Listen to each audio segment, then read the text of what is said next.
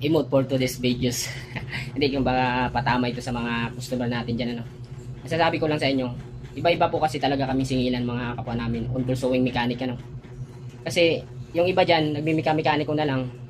Yung iba naman, alos dalawang makina lang alam, overlock o kaya high speed lang ginagawa. Yung iba naman dyan, hindi talaga lahat alam gawin. Hindi katulad sa amin, kung ihahanay nyo kami dyan, paano naman po yung pinag-aralan namin, Kung ihahanay nyo po kami dyan, sa mga nagmimika-mekaniko lang, kapiranggot lang yung nalalaman, paano naman po yung pinag-aralan namin o ginugol namin na matutunan yung mga iba't ibang makina, mga iba't ibang mga sira ng troubleshooting ng makina. Kaya hindi po talaga kami pare-parehas ng singilan. Huwag nyo kami itulad sa iba na yun nga, kakapiranggot lang yung alam. Kung kayo po ang tatanungin namin, kayo may pinag-aralan, tapos ihahanay kayo sa walang pinag-aralan, matutuwa po ba kayo? Ito para lang po talaga ito sa mga customer natin dyan na huwag nyo kaming ikumpara.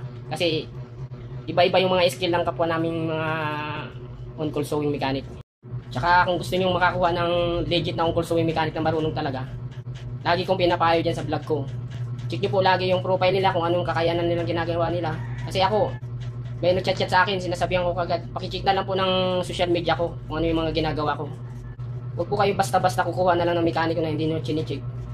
Yung iba naman dyan, kumukuha namimili talaga sila ng mura. Pag makachamba kayo na mura nga, imbis na maayos yung makina nyo, nasa huli yung pagsisisi. Yun lang, patama lang.